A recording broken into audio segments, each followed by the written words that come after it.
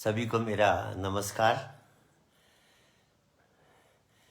हम 2 दिनों से सारे शास्त्रों का जो सार है, जो उसका इसेंस है, उस प्रभु के नाम की चर्चा कर रहे थे। नाम की चर्चा ऐसी है सज्जनों, अगर हम इसको महीने भर भी करते रहें तो ये महिमा नाम की खत्म नहीं होगी। The glory of holy name is such a big thing. पर लंबा वीडियो होने से हम सोचते हैं कि भाई बोर हो गए, तो आज हम प्रयास कर रहे हैं कि उस नाम को जितना हम 3 दिन में समझ सकते हैं उतना समझने की कोशिश करें।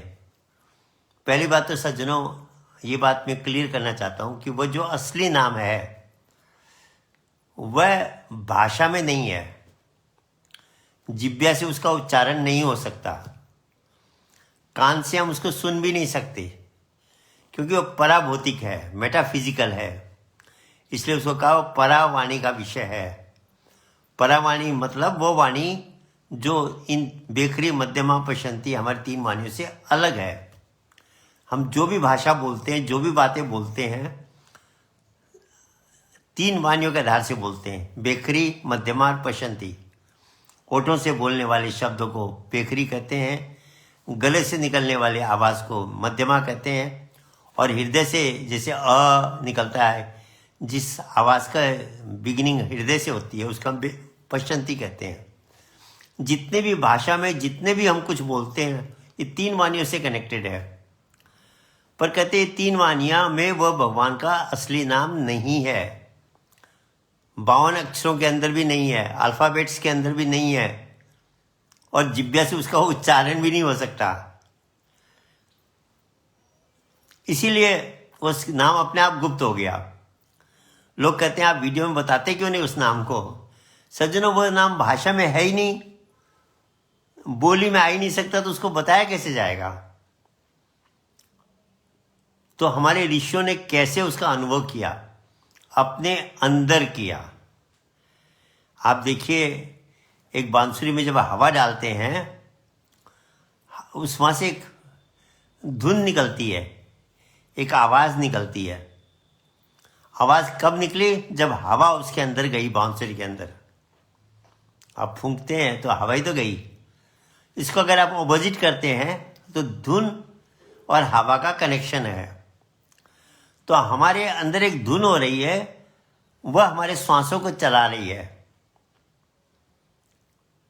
वह जो धुन है, वह जो वाइब्रेशन है, वह जो शब्द है, वह जो आवाज है जो हमारे श्वासों को चला रही है, वही भगवान का नाम है।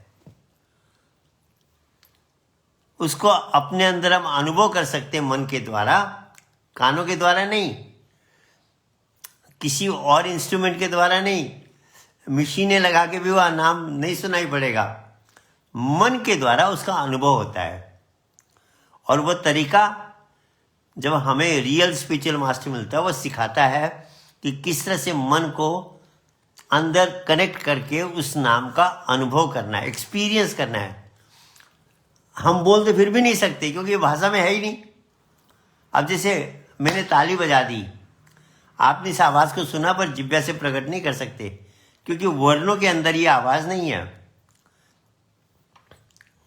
अल्फ़ाबेट्स में ये आवाज़ नहीं आ सकती।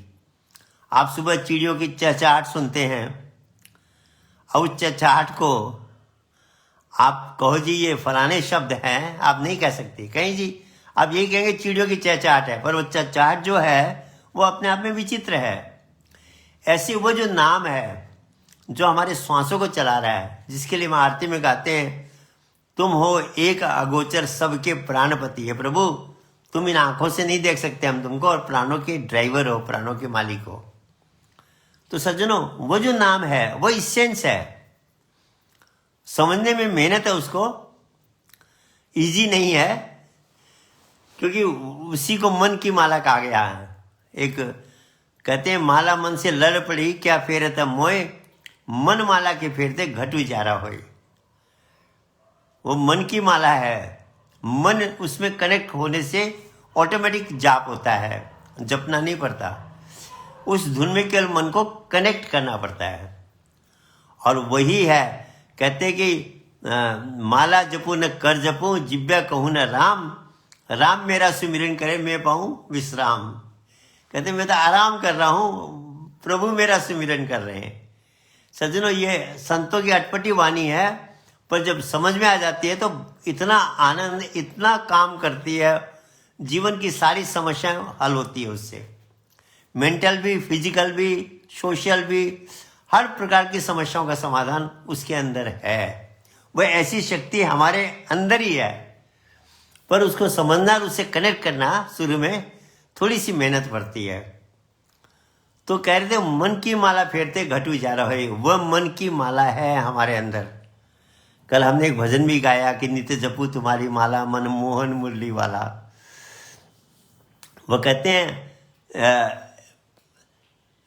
कि जब भी मैं देखता हूं इसको, वह अपने आप चल रही है।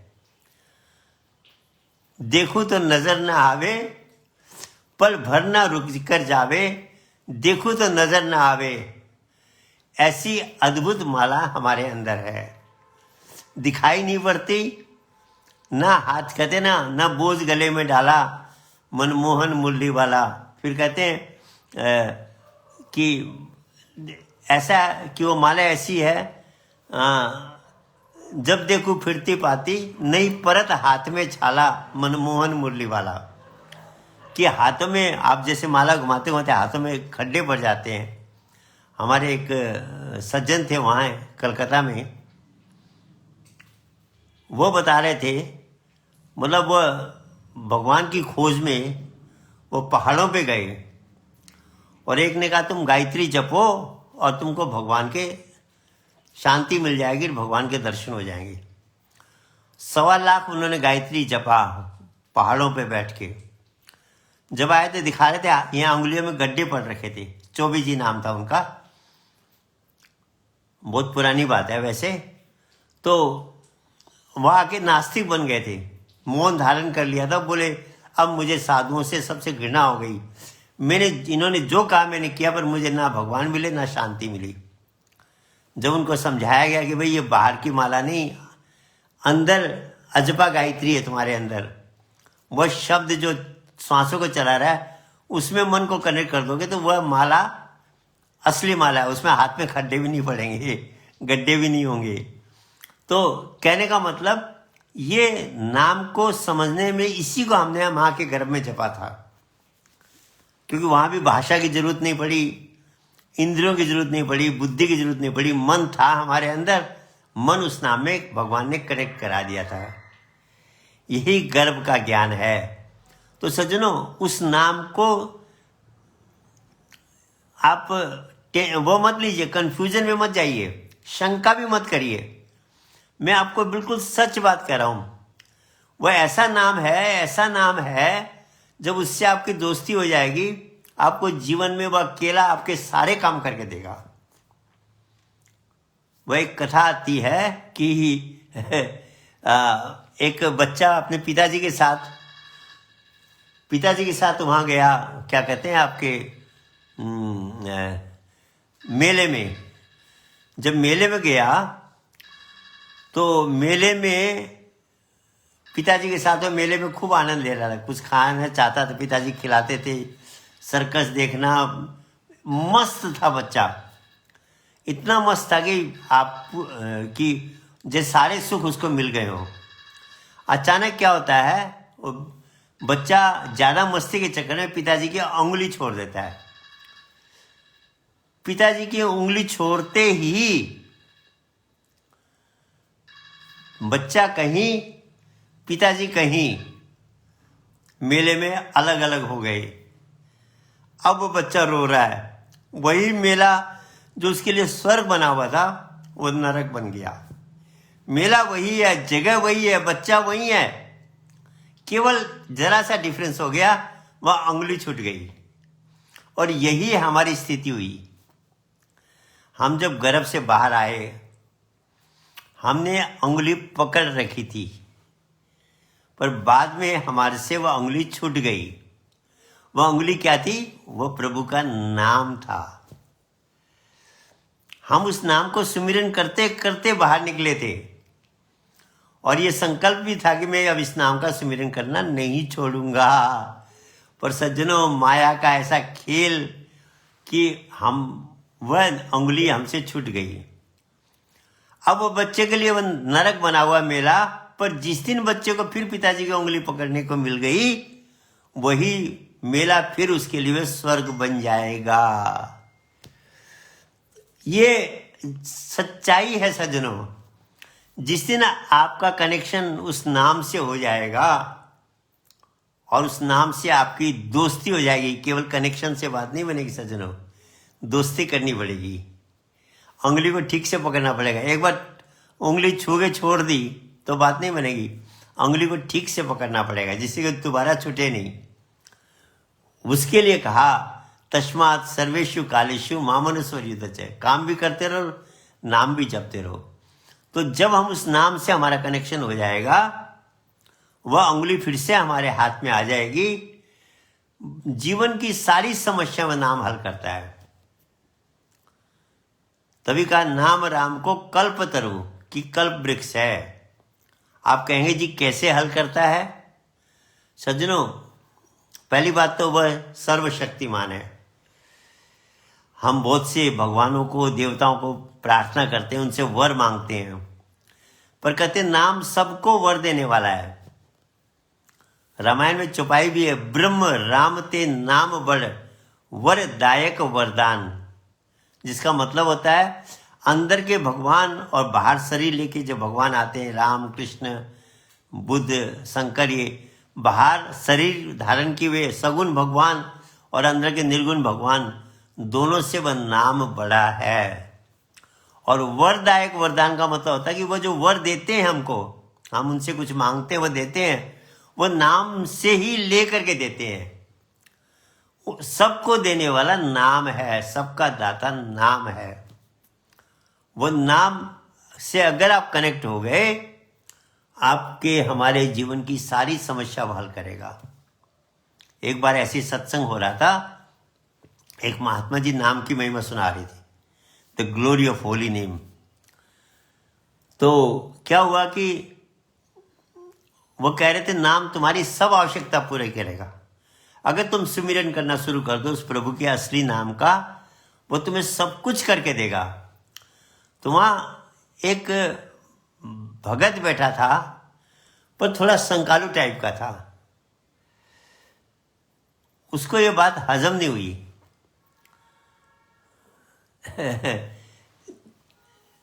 उसका नाम था मलुकदास। उसने कहा स्वामी जी ऐसा नहीं हो सकता, क्या मैं भूखा रहूंगा तो भगवान मुझे आगे खाना भी दे देगा, मैं नाम का सुमिरन करूं तो? बोले हाँ भाई सब कुछ होगा। बोले ये बात नहीं मान सकता मैं नाम का सुमिरन करूं मुझे खाना कैसे मिल जाएगा? बोले भाई मिलेगा, नाम तो सर्वशक्तिमान है। बोले मैं प्रूव कर देता हूं आपकी बात गलत है। प्रैक्टिकल प्रूव करने के लिए उसने क्या किया, वह अगले दिन एक पेड़ पे जाके बैठ गया और उस पेड़ की टहनी पे बैठ के ऊपर नाम का सुमिरन करने लगा, उस प्रभु के नाम का। ये प्रूव करने के लिए कि नाम अच्छी बात है, पर ये नाम मेरे को खाना थोड़ी दे देगा। और टहनी के ऊपर बैठ के नाम का सुमिरन करने लगा। आप बताइए वहां खाना किसी को पता भी नहीं, वो वहां गया हुआ, कोई खाना कैसे पहुंचाएगा? शाम हो गई। उसने कहा आज रात भर में यहां बिताता हूं, कल सुबह प्रूव करूंगा जाके स्वामी जी को, महात्मा जी को, कि आपने झूठ बोला था। मैंने नाम का सुमिरन किया पर मुझे खाना नहीं मिला, नाम ने मुझे खाना नहीं पहुंचाया। क्योंकि आप तो कह रहे थे नाम सब कुछ कर सकता है तुम्हारे लिए, अगर तुम निष्ठा से मन को नाम में जोड़ करके साधन करो तो वो तुम्हारी सारी आवश्यकता पूरी करता है। तो मुझे तो भूखा रख दिया करके वह टहनी पे बैठा रहा। शाम हो गई। शाम को उस रास्ते से कोई बारात आ रही थी। बारातियों वहां उस पेड़ के नीचे पहुंच के बाराती कहने लगे भाई इतना लंबा सफर कर लिया, कुछ खा पी लेते हैं उसके बाद आगे बढ़ेंगे। पहले तो पैदल जाती थी बारातें, ये सब साधन नहीं थे आज के। तो उन्होंने खाना निकाला और खाने के लिए तैयार हुए। मलुकदास ऊपर से देख रहा है, पर उसने तो निश्चय कर रखा कि वो खाना नहीं खाएगा, क्योंकि उसको प्रूव करना है कि नाम सब कुछ नहीं कर सकता। तो जो ही वह खाने को सब निकाल दिया, खाना खाने के लिए तैयार हुए, इतने में जंगल था ही, जंगल में जाके वह बैठा था एक पेड़ के ऊपर। शेर की गर्जना सुनाई दी।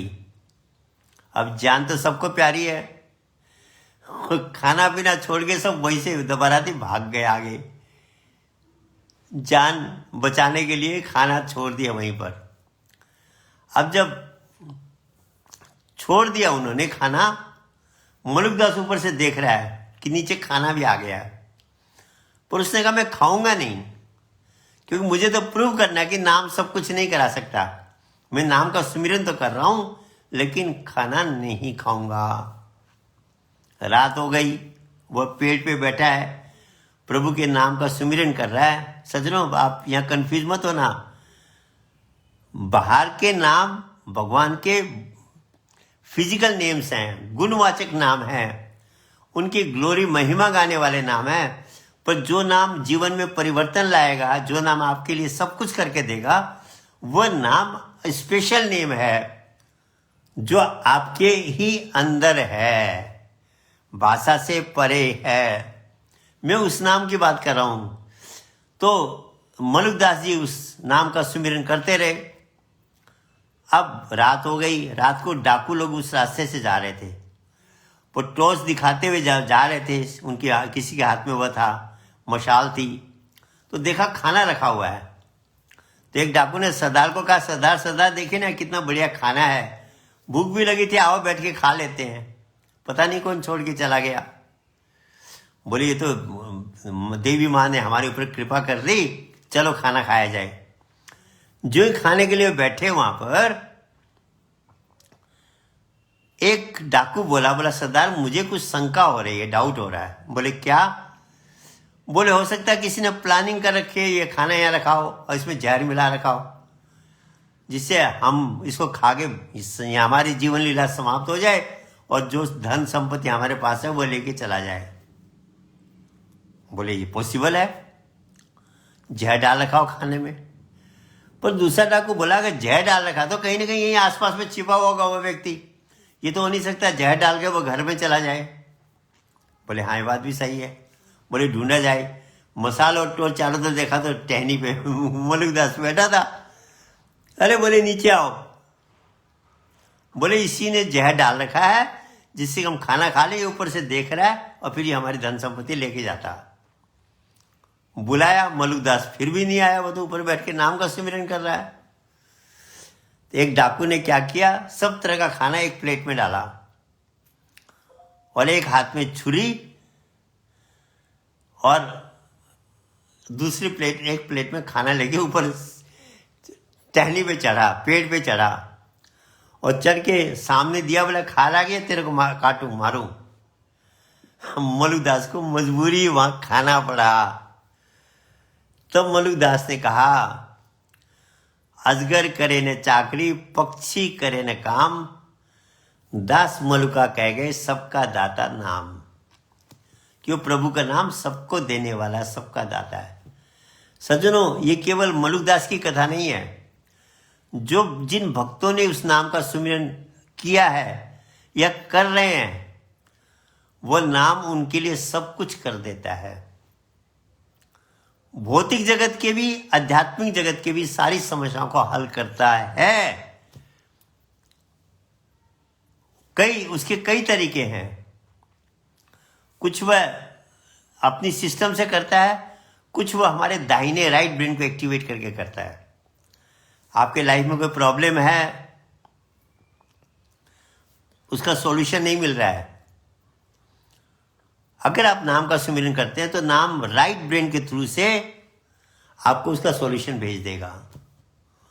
क्योंकि नाम का जो इंटेलिजेंस है वो कॉस्मिक सर्वर है एक, जिसको साइंस भी एक्सेप्ट करती है, universal mind.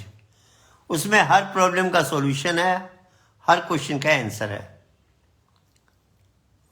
Right through right brain वो इंट्यूशन के रूप में आता है। आपने एक इंट्यूशन शब्द को सुना होगा, ये एक बहुत टिपिकल शब्द है। जिस व्यक्ति के जीवन में इंट्यूशंस आते हैं उसका जीवन औरों से अलग होता है।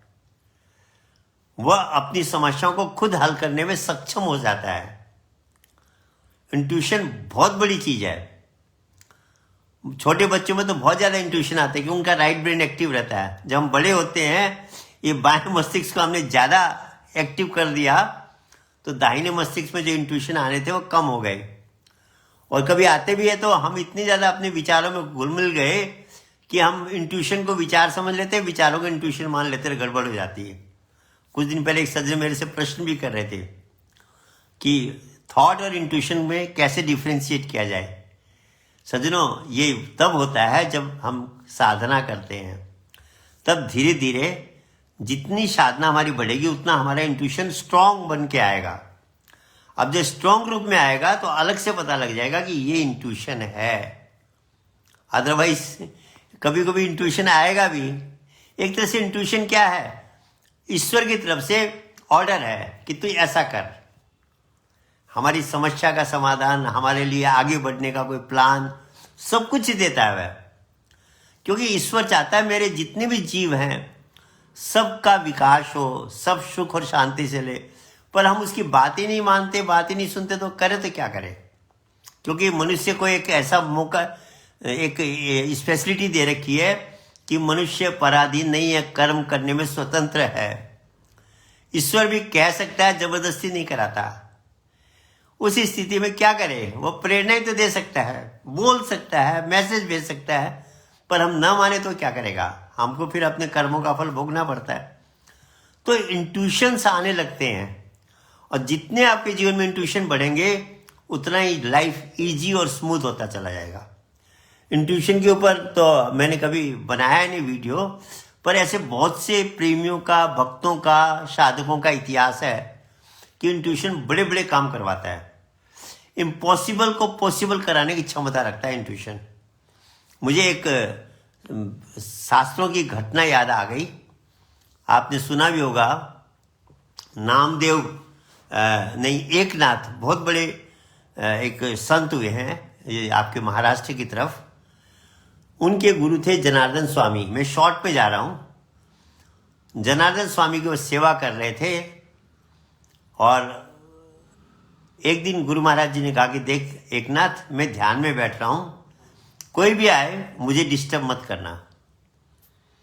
वो ध्यान में बैठ गए। बाहर जो है नामदेव जी ड्यूटी में बैठ गए कि आज मैं किसी को अंदर नहीं जाने दूंगा, मेरे गुरु महाराज जी को डिस्टर्ब नहीं होने दूंगा। वह राजा के सेनापति थे, दीवान थे, काम राजकाज भी संभालते थे, प्लस सेना का काम भी संभालते थे। अचानक घुड़सवार आया एक राजा का संदेश लेकर, और बोला मुझे अभी दीवान जी से मिलना है, जनार्दन स्वामी से मिलना है। एकनाथ ने कहा मुझे तो गुरु महाराज ने आज्ञा दी, मैं किसी को नहीं जाने दूंगा। बहुत जिद की, बहुत समझाया, एकनाथ माना ही नहीं। उसने कहा भैया बहुत इंपॉर्टेंट काम है, तुरंत कर वाला इमरजेंसी काम है। जब एकनाथ ने किसी तरह बात नहीं मानी, तो जो राजा की आज्ञा थी, वह जो परिपत्र था, उसने उसके सामने पटका कि अब तुम जानो, तुम्हारे गुरु महाराज जाने, मैं चला। उसको जब खोल के देखा तो उसमें लिखा था कि शत्रु ने आक्रमण कर दिया है, सेना तभी लड़ेगी जब दीवान जी जाकर के मोर्चा संभालेंगे, क्योंकि वो सेनापति भी थे। तो आप तुरंत आकर के सेना को लीड करो। अब ऐसा इमरजेंसी कार्य है, आप और हम आते तो जबरदस्ती जाके गुरु महाराज को उठा देते, गुरु महाराज जी ये तो इमरजेंसी मैसेज आ रखा है। पर सज्जनों, गुरु की आज्ञा पे वह निश्चल था। एकनाथ ने कहा गुरु महाराज जी ने आज्ञा दी, कोई भी आए, कैसी भी स्थिति में मुझे उठाना मत, मैं नहीं उठाऊंगा। अब सोचा नहीं उठाऊं तो राज्य चला जाएगा, तो फिर गुरु महाराज जी कहेंगे तेने क्या किया। अब कैसी दुविधा थी बताइए, कैसे सिचुएशन था उसमें। उसने जब गुरु महाराज जी को याद किया तो उसके अंदर इंट्यूशन आया, सज्जनों, विचित्र इंट्यूशन आया, और वो उठा। गुरु महाराज जी का जो कमरा था दूसरा, उसमें गया। वहाँ गुरु महाराज जी की सेनापति की ड्रेस थी, वो ड्रेस उसने पहनी, कवच वगैरह, उसमें मुंह भी ढका जाता, सब कुछ ढका जाता। पहले ज़माने में तो तलवारें चलती थी।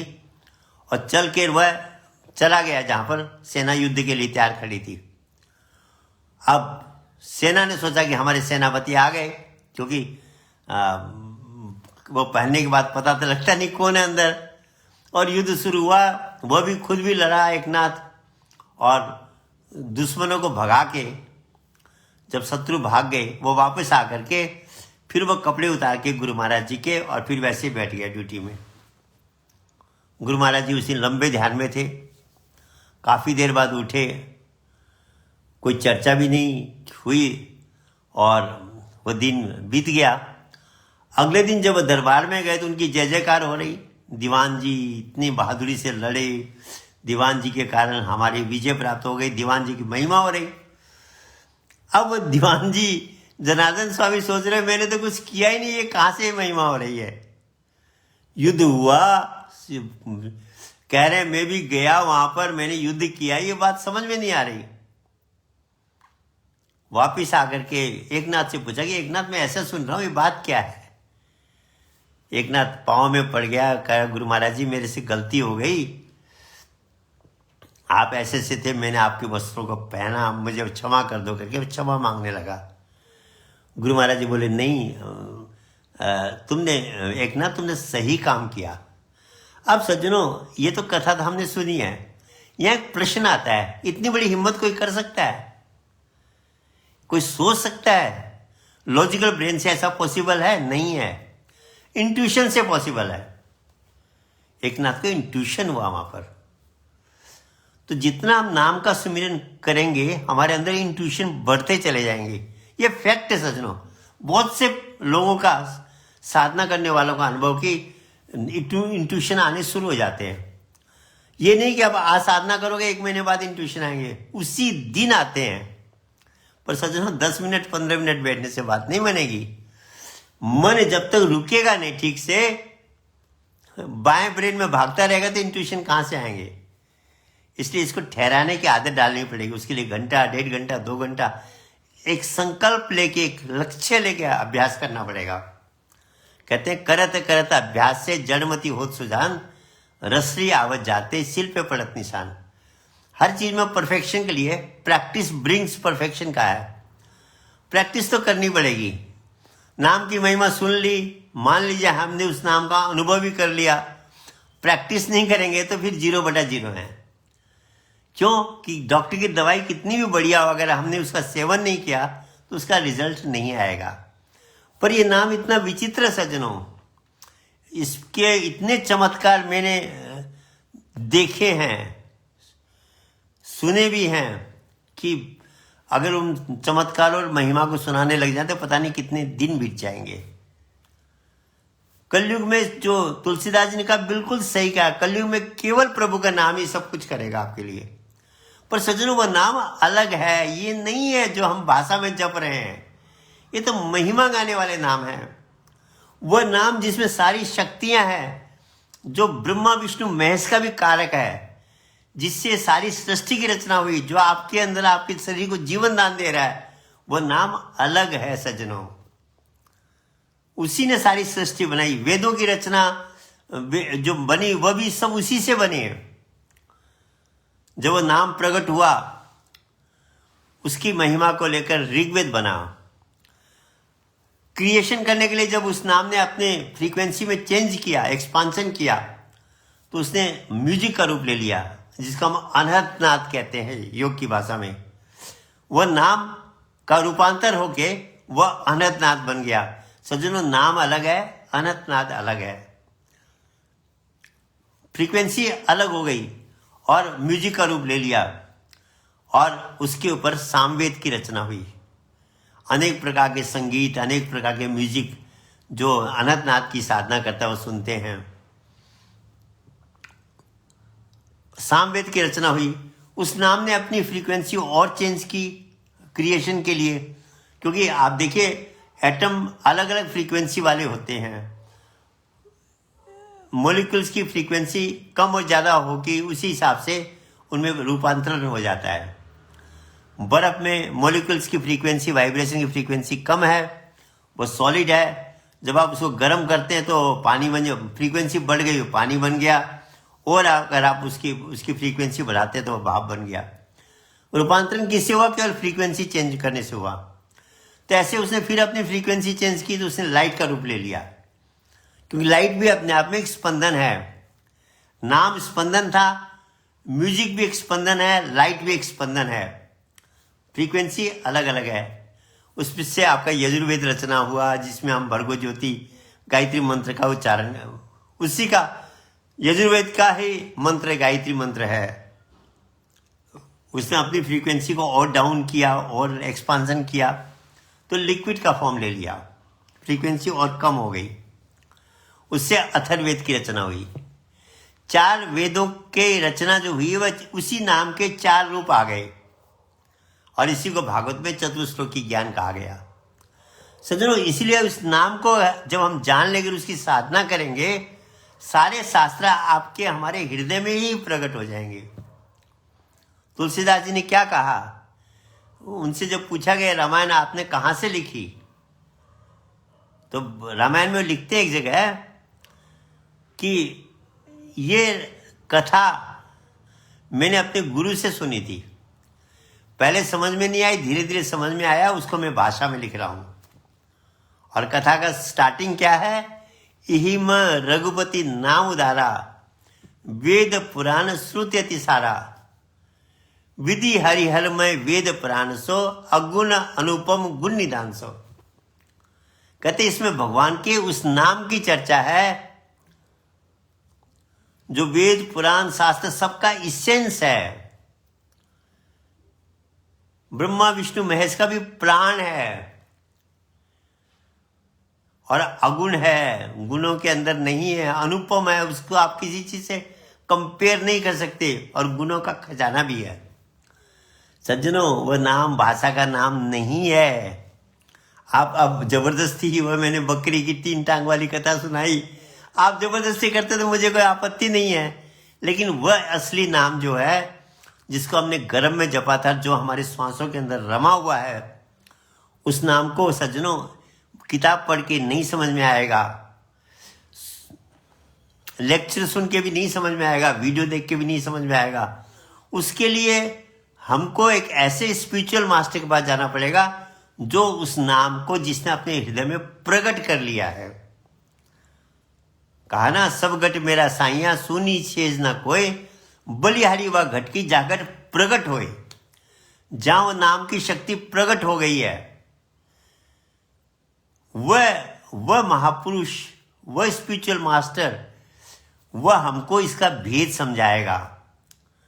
तभी ब्रह्मानंद संत कहते हैं, निरंजन माला घट में फिरे दिन रात, ऊपर आवे नीचे जावे, श्वास श्वास चली जात, सदगुरु पूरा भेद बतावे, निश्चल मन ठहरात, निरंजन माला घट में फिरे दिन रात। उस नाम का रहस्य मीरा को रैदास गुरु ने सिखाया, बुद्ध ने आनंद को समझाया, भगवान राम ने हनुमान को उस नाम का अनुभव करवाया। जितने भी संसार में भक्त हुए, उनको उनके गुरु महाराज ने उस नाम का, उस पवित्र नाम का, जिसको हम होली नेम कहते हैं, होली इसलिए कहते हैं, आप जिब्या से कोई चीज छू दो तो झूठी हो जाएगी, वह नाम जिब्या से उच्चारण नहीं हो सकता, इसलिए वह होली है। सज्जनों, किधर से भी घूम के आए, बात एक ही है, छोटी सी है, और उसको जान लिया, सब कुछ जान लिया। इसलिए आज हम नाम के चैप्टर को यहीं खत्म करते हैं। वैसे तो बहुत कुछ रह गया, पर सज्जनों फिर कभी ऊपर वाले की जब मर्जी होगी तो इस नाम की चर्चा किसी और प्रसंग में आएगी। यहाँ पर हम आज 3 दिन से जो हमारा शास्त्रों का इसेंस, जो प्रभु का नाम है, उस नाम का जब आप सुमिरन करने लगेंगे, भौतिक जीवन के भी सारी गाइड करेगा आपको। थ्रू राइट ब्रेन, क्या करना है, क्या नहीं करना है, कब क्या करना है, कब क्या बोलना, सब कुछ ऑटोमेटिक सिस्टम में ले आएगा आपको। क्योंकि आप देखिए, फैक्ट्रियों में मैनुअल मशीन भी होती है, ऑटोमेटिक मशीन भी होती है। मैनुअल मशीनों में गलती भी हो जाती है और मैनुअल मशीनों की स्पीड भी कम होती है। ऑटोमेटिक मशीन गलती भी नहीं करती और स्पीड भी बहुत ज़्यादा होती है, उसकी प्रोडक्शन बहुत स्पीड से होता है। ये आपका बायां ब्रेन जो है ये मैनुअल ब्रेन है, दाहिना ब्रेन ऑटोमेटिक ब्रेन है। जब हम नाम का सिमरन करते हैं तो ये ऑटोमेटिक चालू होता है, इसकी परफॉर्मेंस, इसका हर चीज स्पेशल है। फिर राइट ब्रेन में केवल डेल्टा वेव है, जबकि बाएं में चारों है, बीटा, अल्फा, थीटा, डेल्टा, चारों वेव है। तो मन जब हमारा बाएं से जुड़ा रहता है तो यह अनेक प्रकार की अशांति इसमें प्रकट होती है। जब दाहिने ब्रेन से कनेक्ट होगा तो वहां तो एक ही वेव है, तो ये मन को ऑटोमेटिक शांति मिलेगी।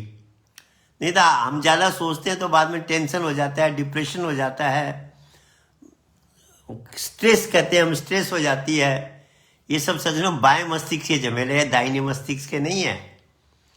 तो सज्जनों अंत में जिधर से भी घूम के कि सार एक ही है, उस प्रभु के नाम को जिसको हमने गर्भ में जपा था, जो भाषा में नहीं है, हमारे श्वासों में रमा हुआ है, उससे दोस्ती की जाए। पहले तो उसका अनुभव किया जाए समय के स्पिरिचुअल मास्टर के पास जाकर के, और अनुभव करने के बाद उसकी साधना करें।